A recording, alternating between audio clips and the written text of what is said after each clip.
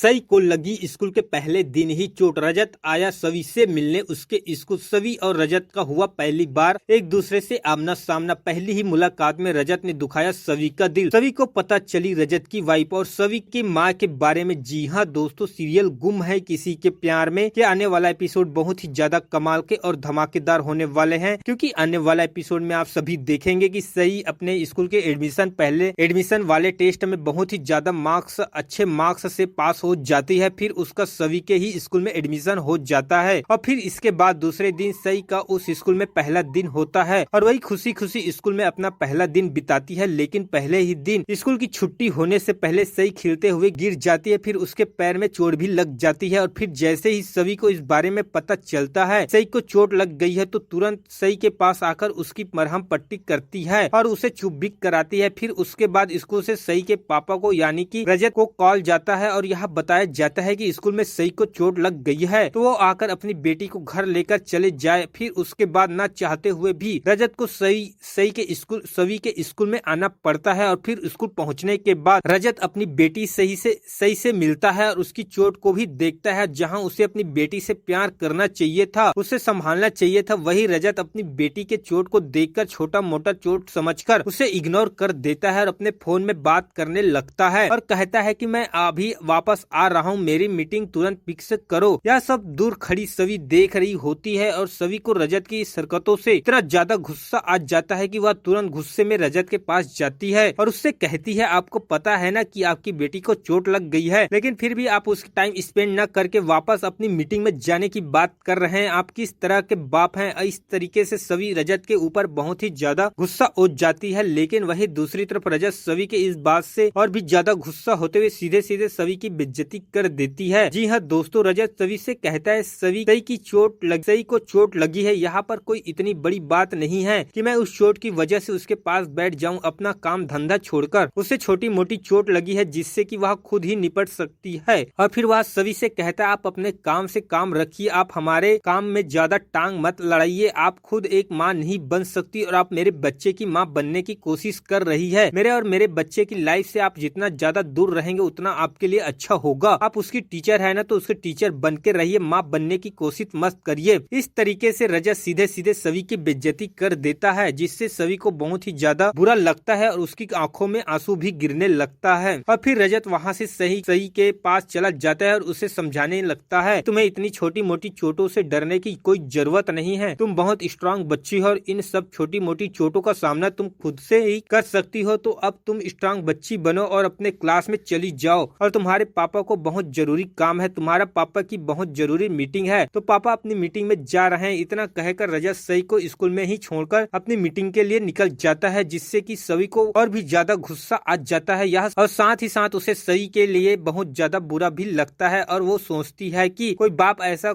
कैसे हो सकता है जिसे अपनी बच्ची की भी परवाह ना हो, या कैसा बाप है जिसे अपनी बच्ची से भी ज्यादा इम्पोर्टेंट उसकी खुद की मीटिंग हो। और फिर यह सब सोचते सोचते सई के लिए बहुत ही ज्यादा दुखी हो जाती है। फिर वह जाकर सवी को अपनी तरफ से बहुत ज्यादा प्यार करती। तो आपको क्या लगता है दोस्तों, क्या सवी को रजत के इस बिहेवियर का राज पता चल जाएगा या फिर नहीं? क्या सई को उसके पापा का प्यार कभी मिल पाएगा या फिर नहीं? इस पर आपकी क्या राय है कमेंट में जरूर बताएं। साथ ही साथ वीडियो को लाइक कर चैनल को सब्सक्राइब जरूर कर ले दोस्तों।